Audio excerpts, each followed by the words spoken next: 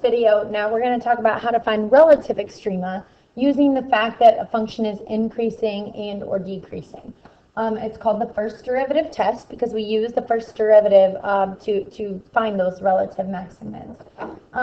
So a function's increasing if, as you read left to right, that's all that means. If that implies that one y value is less than the next. Basically, as you read left to right, it's going up. Decreasing, as you read left to right, it's going down. So our derivative can tell us that. And so if we have some interval in which our derivative is always positive, we know f is increasing. If our derivative is always negative in the interval, then it's decreasing everywhere. If our derivative is 0, then it's constant everywhere in the interval. So if I ask for an interval is beginning to end on which a function is increasing or decreasing. First we have to find out when it makes a change. So we know that if our derivative is positive, that means the function is increasing. If it's negative, that means it's decreasing. Well, right here in the middle, it has to hit 0. So we have to find those points. We have to find all the critical numbers first to figure out when it makes a change. And then if we know in between there that it's always increasing or always decreasing, we can use a test value. We call this our sign pattern test. So whatever critical points we find, we'll put them here and here. Let's call them A and B. And if those are critical, that means in this interval, it's either always going up or always going down. So pick any value in that interval and plug it into the derivative to see if it's increasing or decreasing. So if I choose a value and my derivative is positive, that means it's increasing everywhere in that interval. If I did the same thing out here, I chose something and it was negative, that means it's decreasing everywhere from here to infinity. So we can use that to list our intervals.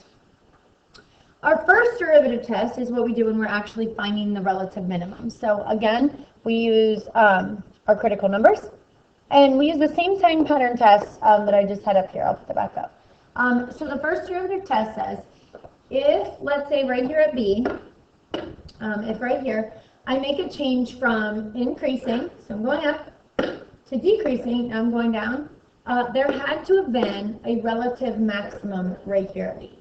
And so that's how we can kind of find those relative max and mins, those peaks and valleys. If we make a change from going down to up, then we have a relative minimum. If we make a change from going up to down, then we have a relative maximum. If it doesn't change sign, then we have neither a relative min nor a max, and that will happen. So for example 1, find open intervals on which the function is increasing or decreasing. So this is given to me by the first derivative, so that's where I need to start. So when I find my derivative, I'm going to get 3x squared minus 3x. I need to figure out when that equals 0, because that'll tell me when it's neither increasing nor decreasing.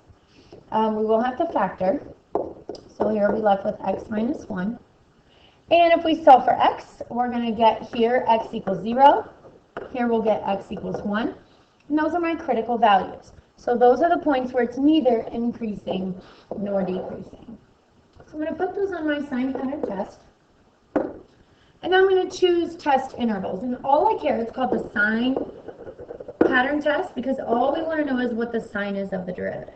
So we're probably going to use factored form. Either of these will work for a derivative, but the one highlighted will be easiest to determine the sign. So we're going to choose one test value in each interval. So in this interval here, I'm probably going to choose -1.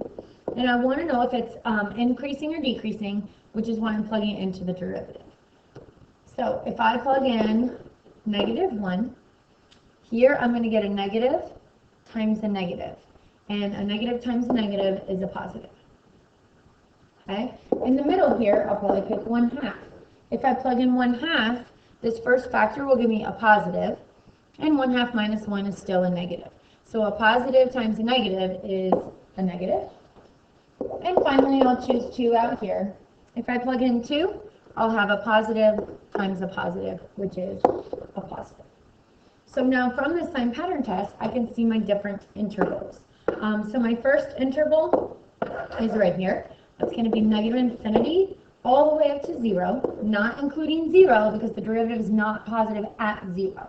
It's only positive until we get to 0. So there's an interval of increase, and we also have an interval out here where the function is increasing, so from 1 to infinity. And that's our interval of increase. And then the one in the middle would be my interval of decrease. So I can say it's decreasing from 0 to 1. In example 2 now, they want us to actually find the extrema. So we're going to do the same thing, only this time we're going to use those intervals to determine if we have a max or a min. So again, we're going to start with those critical points. So 4x cubed minus 16 minus 16x. And if we set that equal to 0, again, we want to factor, so we're going to factor out of 4x. I'm left with x squared minus 4. And here I'll get x equals 0. Here I'll get x equals plus or minus 2. So now I have 3 critical points. And I'm going to put each one on my sign pattern test. So negative 2 would be down here, 0 would be in the middle, and positive 2 would be up here. And so hopefully you can see I have 1, 2, 3, 4 intervals that I have to test. And so out here I'll probably pick negative 3, and I'm going to plug that here into the highlighted factored form of a derivative. When I plug in negative 3 to my first factor, I'll get a negative. Here, when I square it, I'll get 9 minus 4, which is a positive, and a positive and a negative make a negative. Here, I'm probably going to plug in negative 1. My first factor here of 4x will give me a negative 4. And then when I square negative 1, I'll get 1 minus 4 for the second factor, which is a negative. 2 negatives make a positive. I'll do the same thing with positive 1. I'll get a positive times a negative, which is negative. And finally, I'm going to plug 3 into the derivative, and I'll get a positive times, whoops, how about a positive there? Positive times a positive, which is a positive. And the first derivative test says, if we go from decreasing, because that's negative, to now increasing, because that's positive, there had to have been a minimum right here at 2. Okay? At 0, I make a switch from increasing to now decreasing. So there was a max. And then finally here at 2, there's another min. So I'm going to say I have relative minimums at x equals positive and negative 2. And I have a relative maximum at x equals 0 because my line was going up and now it goes down. So last example, here we are going to have to use the quotient rule. If we take this guy up top, we can actually get rid of quotient rule and just do chain rule. That's up to you on what you want to do. I probably maybe will just leave it. Anyway, our derivative then, just don't forget that negative is going to hang down in our answer.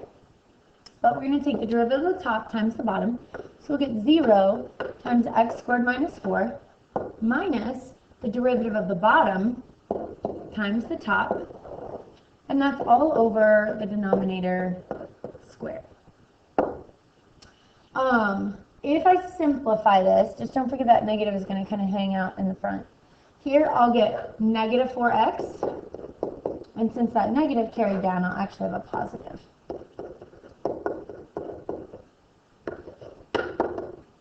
So these two will come together and make a positive 4x. Critical numbers are going to be where this guy equals 0, but also where he doesn't exist. So in this case, x equals 0 is critical, and x equals plus or minus 2. We do have to make sure, though, that these are actual points on the graph. And in this case, they're not, because they make the denominator of my original equal to 0. So they're actually going to be vertical asymptotes. So nothing will really happen at those points because it's going to increase forever and ever without ever reaching a highest or a lowest point. So we really only need to check 0. And then we want to make sure that we don't quite go out to plus or minus 2. So if we just check 0 here, I want to know what happens before I get to 0, and I want to know what happens after 0. So if I plug this into the derivative, I'll probably use this fraction here. If I plug negative 1, I'll get a negative in the numerator. And then because I'm squaring the denominator, I'm always going to get a positive.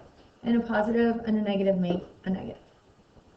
When I plug in +1 in the numerator, I'll get a positive number. And again, I'm always getting a positive in the denominator. So here, because I'm going from down to now up, at 0, I have a relative minimum.